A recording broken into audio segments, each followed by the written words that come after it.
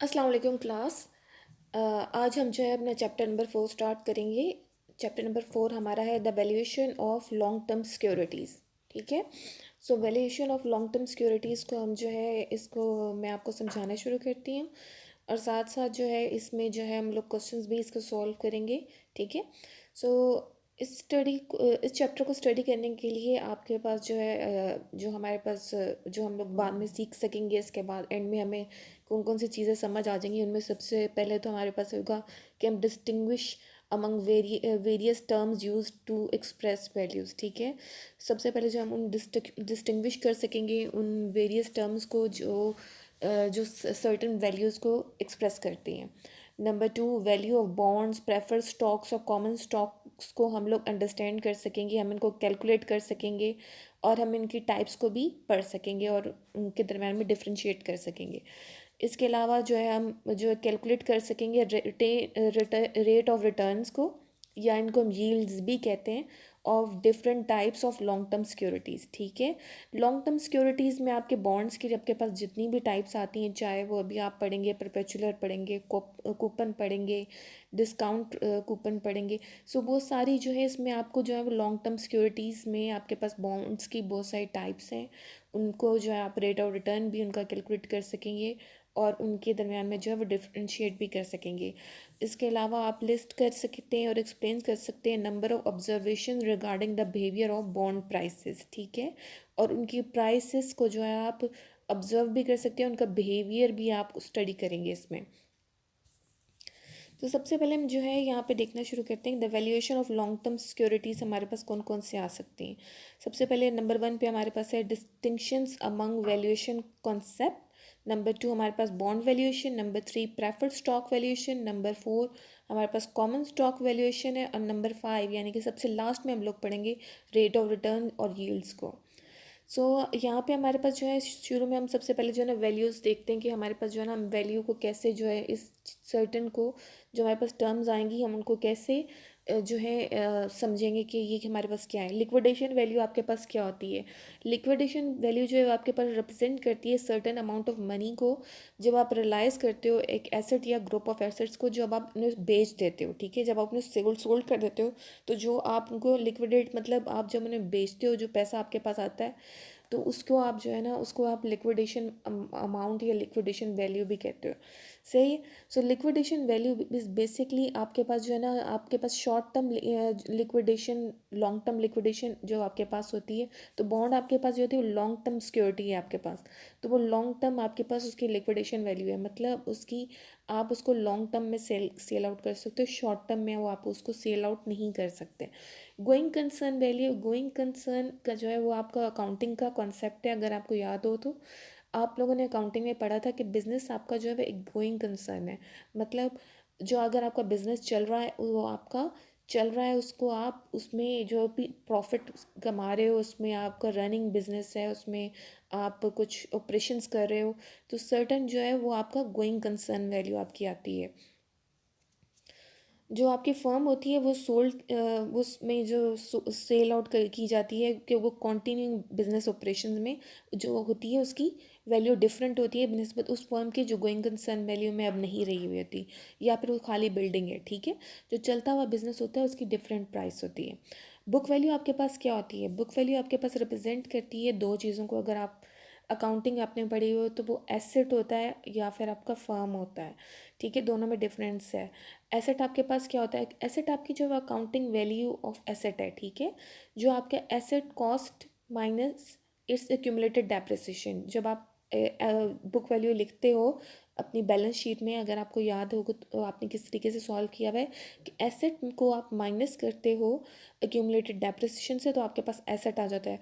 Firm आपके पास होता है टोटल एसेट्स को आप माइनस करते हो लायबिलिटीज से, तो आपके पास क्या होता है ओनर्स इक्विटी आ जाती थी, या फिर आपके पास जो था आप कहते थे कि हमारे पास कॉमन स्टॉक आ जाता है। लेकिन यहाँ पे आप क्या करते हो, जो आपके पास फर्म की जो टोटल वर्थ है वो आप कैसे निकालोगे, टोटल एसेट्स में से माइनस करोगे लाइबिलिटीज़ और उस माइनस करोगे प्रेफर्ड स्टॉक को, तो आपके पास क्या आ जाएगा कॉमन स्टॉक की वैल्यू आ जाएगी। जो कॉमन स्टॉक की जो वैल्यू है वो फॉर्म की जो एक फर्म की जो बुक वैल्यू आपके पास बनती है। ठीक है। कॉमन स्टॉक्स की अगर आपके पास अलग से गिवन हो तो बहुत अच्छा है, नहीं तो आप उससे कैलकुलेट भी कर सकते हो। अब आपके पास जो है ना मार्केट वैल्यू आपके पास क्या होती है, मार्केट वैल्यू आपके पास रिप्रेजेंट करती है the market price at which an assets trades, ठीक है। जिस पे भी आपका जो मार्केट का जोन से भी आप मार्केट रेट पे जाते हो, आप अपनी कोई भी चीज़ बेचते हो जाके उसे, तो वहाँ पे आपके पास वो एसेट की जो है वो मार्केट वैल्यू कहलाती है। इंट्रिंसिक वैल्यू जो है वो एक थोड़ा सा डिटेल कॉन्सेप्ट है, वो आपके पास रिप्रेजेंट करता है प्राइस की सिक्योरिटी को, कि उसकी प्राइस एक्चुअल में होनी क्या चाहिए, ऑट टू हैव, ठीक है, क्या होनी चाहिए। जितने भी उसके जो फैक्टर्स हैं जो बेयर कर रहा है उसकी वैल्यूएशन पे, उसको लेके वो सोचता है कि इसकी जो है ना इंट्रिंसिक वैल्यू क्या बनती है। सो इंट्रिंसिक वैल्यू बेसिकली हमें कैलकुलेट भी बाज़ दफ़ा करनी पड़ती है। सो बॉन्ड वैल्यूएशन आपके पास जो है इंपॉर्टेंट टर्म्स इसमें आ जाएंगे। सबसे पहले बॉन्ड वैल्यूएशन की, फिर टाइप्स ऑफ बॉन्ड्स हम पढ़ेंगे, वैल्यूएशन ऑफ बॉन्ड्स पढ़ेंगे, हैंडलिंग सेमी एनुअल कंपाउंडिंग भी हम लोग इसमें पढ़ेंगे। अच्छा, सबसे पहले जो इंपॉर्टेंट टर्म्स ऑफ बॉन्ड्स हैं वो हमारे पास कौन से हैं। बॉन्ड आपके पास है लॉन्ग टर्म डेप्ट instrument issued by a corporate और कॉर्पोरेशन और a government. So bonds basically हमारे पास लॉन्ग टर्म जो है वो डेप्ट इंस्ट्रूमेंट है जो कॉर्पोरेशन या गवर्नमेंट इशू करती है। इसकी मेच्योरिटी वैल्यू आपके पास जो है ना, मेच्योरिटी वैल्यू क्या होती है, मेच्योरिटी वैल्यू को हम फेस वैल्यू भी कहते हैं बॉन्ड की, और या फिर उसको हम स्टेटेड वैल्यू भी कहते हैं, ठीक है। सो इसके तीन याद रखिएगा, अगर आपको क्वेश्चन आपसे किया जाए उसमें आपका मेच्योरिटी वैल्यू गिवन है फेस वैल्यू, या आपको स्टेटेड वैल्यू गिवन हो तो वो आपकी मेच्योरिटी वैल्यू है, ठीक है। उसको आप MV से डोनेट कर सकते हो।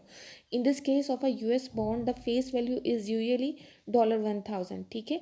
US बॉन्ड की जो मोस्टली जो फेस वैल्यू होती है वो $1000 होती है। जैसे आप लोगों को पता है कि जो आपके कॉमन स्टॉक की जो है ना फेस वैल्यू होती है, ठीक है। जैसे अगर आप देखेंगे तो आपको $10 मिल जाएगा, या फिर फेस वैल्यूज़ पे, या फिर आप जो है ₹25 आपको जहाँ पे मिलेगा, ठीक है। सो यहाँ पे आपके पास जो है बॉन्ड्स की coupon rate is the stated rate of interest the annual interest payment divided by the bonds face value, ठीक है। जो आपका कूपन रेट होता है वो आप उसको कैलकुलेट करते हो, जिसको आप इंटरेस्ट भी कहते हो, ठीक है। इंटरेस्ट रेट आपके पास होता है, रेट ऑफ इंटरेस्ट, या बॉन्ड्स में हम इसको कूपन रेट कहते हैं, ठीक है।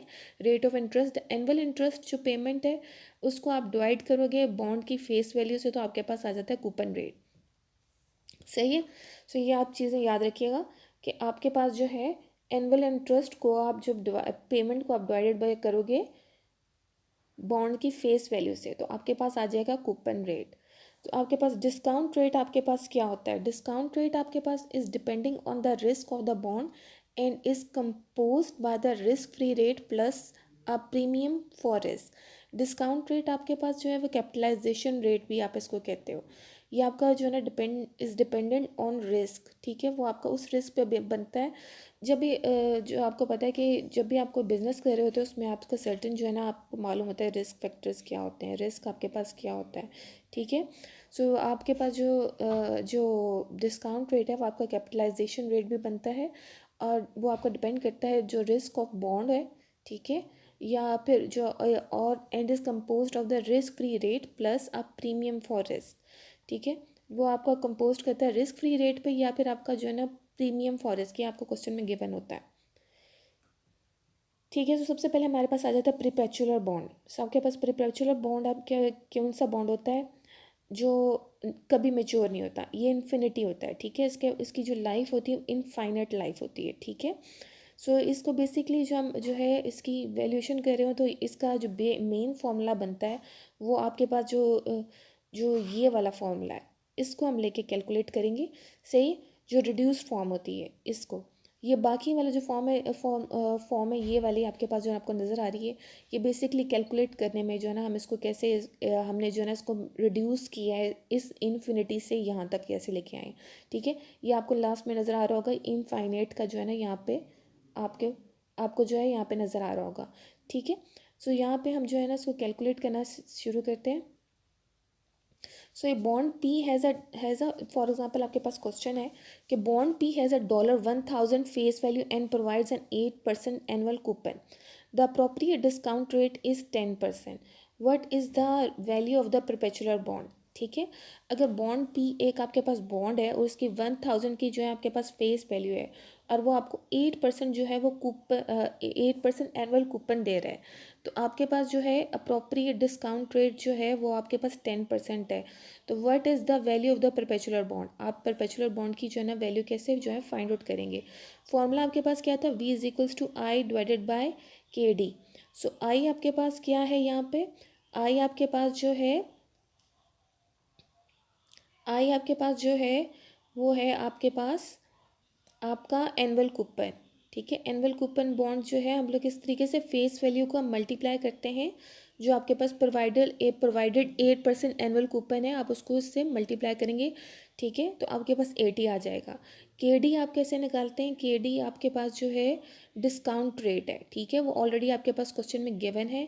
KD आपके पास जो है वो स्पेशली उसी जिस तरीके से जो है यहाँ पे परपेचुअल बॉन्ड आपके पास क्या है, परपेचुअल बॉन्ड आपको फाइंड आउट करना है। V आपके पास परपेचुअल बॉन्ड है कि डिस्काउंट रेट आपके पास ग्रीन में लिखा हुआ है 10% से, मैंने ऑलरेडी लिखा हुआ है यहाँ पे डिस्काउंट रेट आपके पास 10% है, तो ये KD आपका डिस्काउंट रेट बनता है। I आपके पास क्या बनता है, आई आपके पास एनुअल कूपन बनता है। सो एनुअल कूपन जो है पहले भी जो है मैंने अभी आपको एक्सप्लेन किया कि एनुअल कूपन जो है वो आपको जो है फेस वैल्यू का मल्टीप्लाई करेंगे, प्रोवाइडेड जो भी आपके पास एनुअल कूपन है उससे आप मल्टीप्लाई करेंगे तो आपके पास 80 आएगा आंसर।